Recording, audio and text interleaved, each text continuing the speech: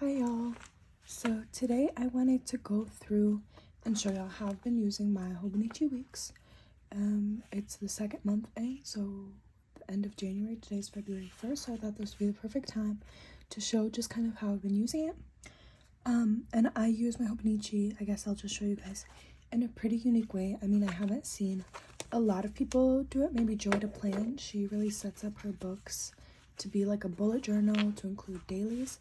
This is a Euroliku flat lay pouch I know lots of people have been using it, like Rosie's Plants have been using it for her HOBONICHI, but I've had mine for like about a year and a half, and I take it with me like to school and to work, so it has a lot more wear and tear. There's some stitching that's tearing right here, but anyways, I digress. So to go through the HOBONICHI weeks, I want to show you guys, I have a few tabs. So I have this little top tab, and then I have 4 tabs. So there's there's like between 4 and 5 spreads that I visit on a daily basis. So I'm just gonna go through the normal pages first, get those out of the way. By normal, I mean like these calendar pages I don't really use for anything. And then we can go over to this yearly index. I've been using this as a health log. Last year I used it as a workout log, inspired by Lindsay Scribbles.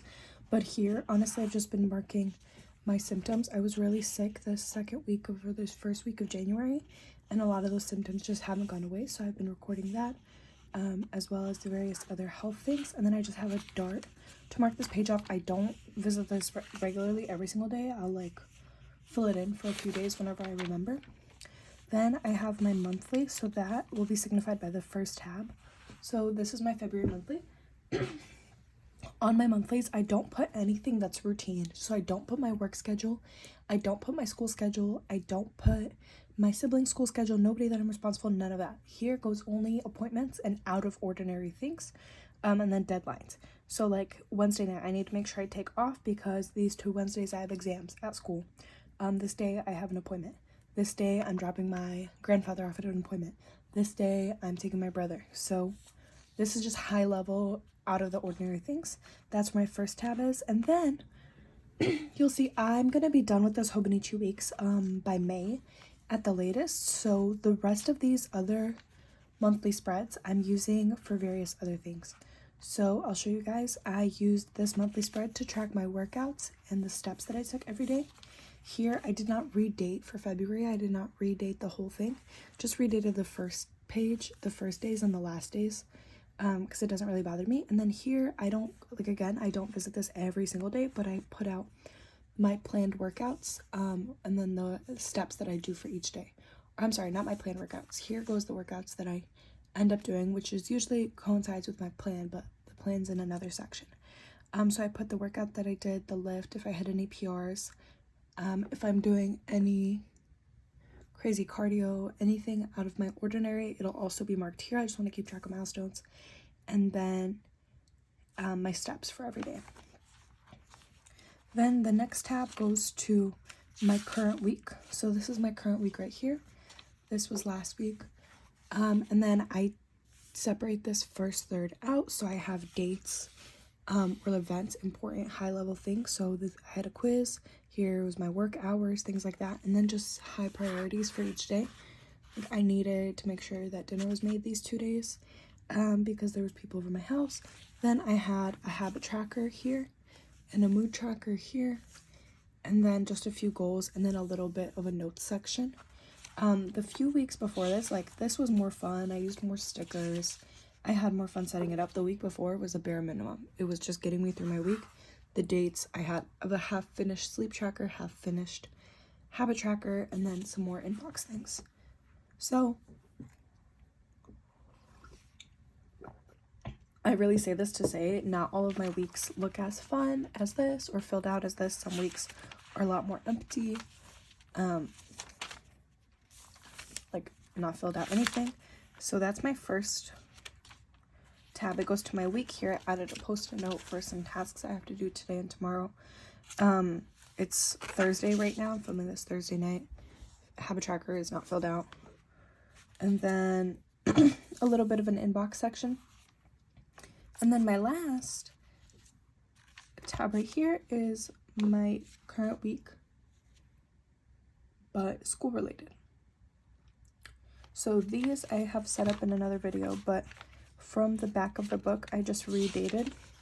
So my first school week was this very last week of December, right here, and then I just use little date dots, and it's all redated up until my current week, which is right here.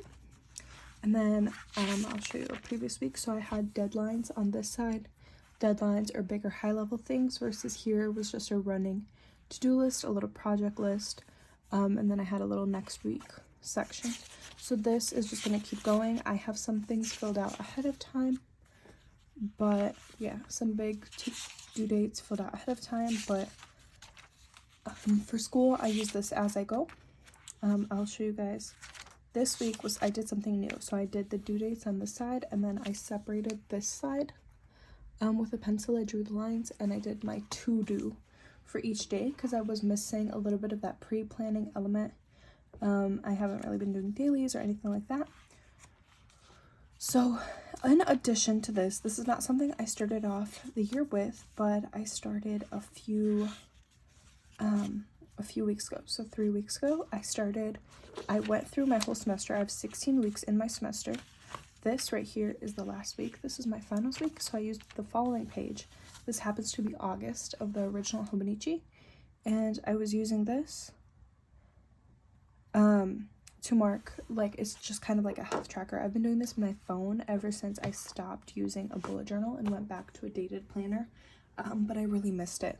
So I moved, as you can see, I moved my sleep tracker through here.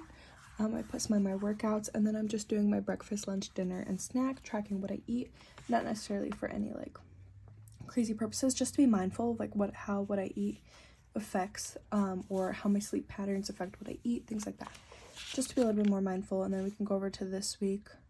This week I added a sleep log, an energy log, and a mood log. These are all things that I typically track in my phone. This is data that I like to have. I've been tracking these things since I was like in middle school. I've been tracking what I eat, my sleep, my water intake, my energy levels, and my mood. So I have logs for almost 10 years of all this information, and it's really cool to see how those things change. And I kind of missed having it in a paper format where I can see this very clearly and I can fill it out while I'm making my to-do list or checking off my habits, things like that. But what my main point that I want to express in this video is to make your planner work for you. Just doing the 2 spreads a week like I did last year, the school week and my personal week, was not enough for me.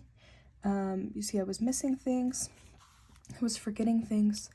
I was missing having like a health section separate from everything else, a food log in my book.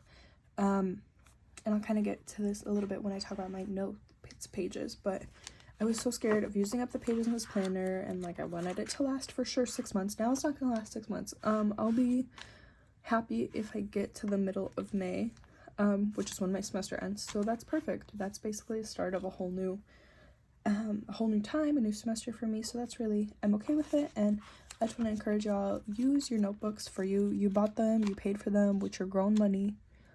Do what works for you. And if I absolutely am in love with this and don't want to let it go, guess what? I'm gonna buy HOBONICHI Weeks, same exact cover, same exact style, and just keep doing the same thing. And if this doesn't work, it gives me the flexibility to change. Because I'm a student right now and my job is very, or let's say I'm not on a set schedule, so my hours change week to week to week. I don't really need something for the whole year. I don't use this for a memory keeper as much as a lot of people do, even as much as I want to. Like, I have nothing this week that, well, there's like a birthday party that I journaled about. Here, I'm trying to make it more fun because I was really unmotivated with my HOBONICHI Weeks a few weeks ago, and I was just, pressure of the semester was getting to me, so I started putting more time into my spreads, things like that. But it's not a necessity. You just gotta, I already bought this, I paid for it, I'm gonna use it. That's kind of what it comes down to, and I'm gonna use it in a way that works for me without feeling bad. Now, like I mentioned, I was in a little bit of a slump. I was like, oh, I'm so bored. I don't have space, and I really have been missing my daily pages. I tried to do a bit of daily to-do lists. Like, this was earlier this week. Just a quick little to-do list. This Wednesday, this was yesterday, just a brain dump, but I hate how this looks. Like, I miss my cutesy patootsy dailies in my bullet journal when it was everything kind of mixed together.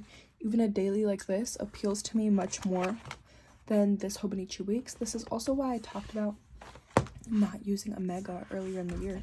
That's what somebody commented on my like 2024 lineup ideas and was like, oh, well, for all you want to do, if you want to be in one book, one planner person, like I always thought I was, why not just do everything here? I hate this page. Like, I'm sorry, I hate how this looks. I hate the sizing for anything other than a list. Like, I love this for a list or for a collection. Here I outlined some of my goals.